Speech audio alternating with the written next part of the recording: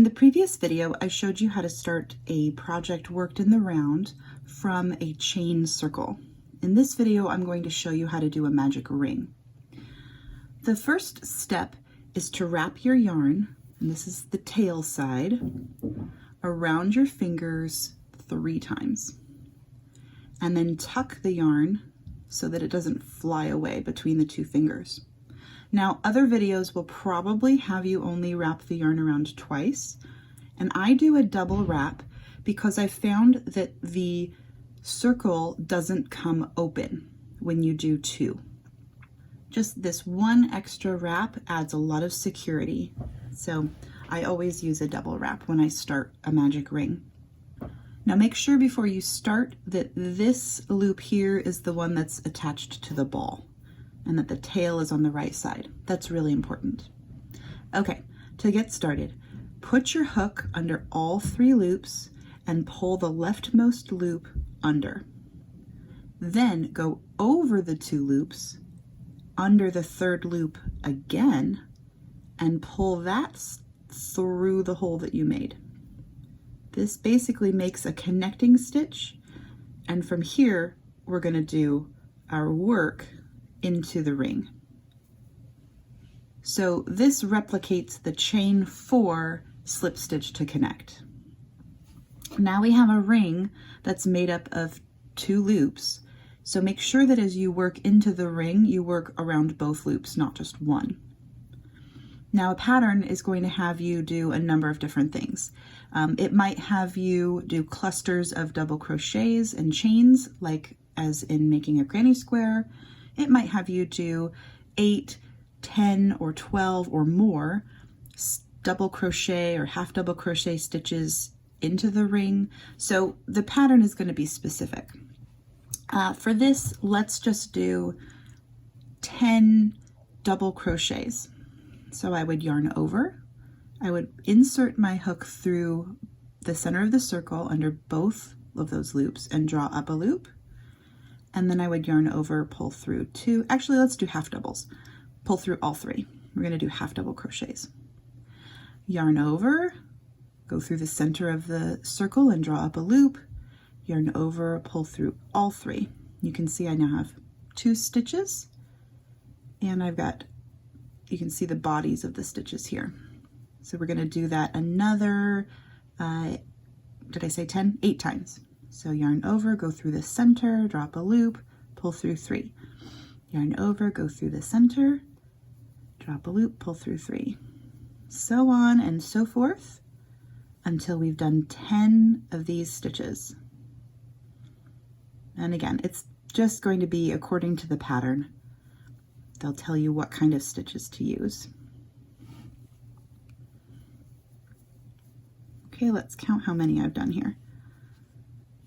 1, 2, 3, 4, 5, 6, 7, 8. So I need to do 2 more. There's 9 and 10. Okay. For the next step, I'm just going to pull my yarn out kind of big there and let it hang. That's my stitch, but I don't want it to come out. You can notice that these stitches can slide around on the rings that we made. And we want to tighten this up. Now, the strong urge is going to be to take this tail and just pull. But what's going to happen if I do that, I'm going to give you, if I just start to pull, you're going to notice that one of the tails gets shorter, and it's this little one in the center. But this big one is going to stay hanging out, and we don't want that to happen. So we actually need to get this outer ring to close before we pull this all the way. Because once it's closed and it's tight. So I noticed that when I pulled on the tail, it got smaller over here. So if I pull in that same spot, it's going to make the tail get shorter. If I follow that to the other side, this edge here, and pull, you can see that the outer ring started to get smaller. So this is the outer ring, and I want that outer ring to go completely away. So I'm going to pull on the side of the yarn that makes that outer ring disappear. And I'm going to pull pretty tight.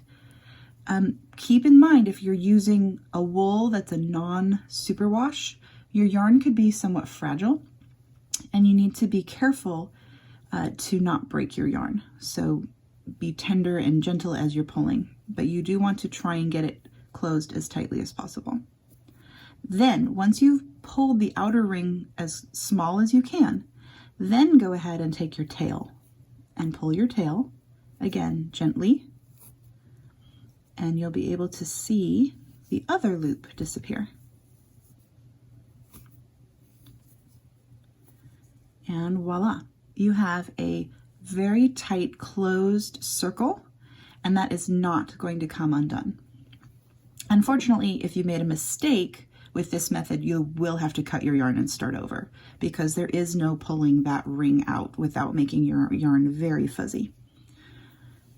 The other issue that I have too is then you have a pretty long tail, so you may want to weave it in right away so that you don't accidentally start crocheting with it. But to then get ready to go to the next round, we need to go into the first stitch that we made, slip stitch to connect, and then you've got all your stitches ready to go, and you can work the next round of your project. So this is the magic ring. The previous video was the chain ring method. Both are excellent for starting projects in the round in crochet, but one gives you a closed center and the other has a visible open center.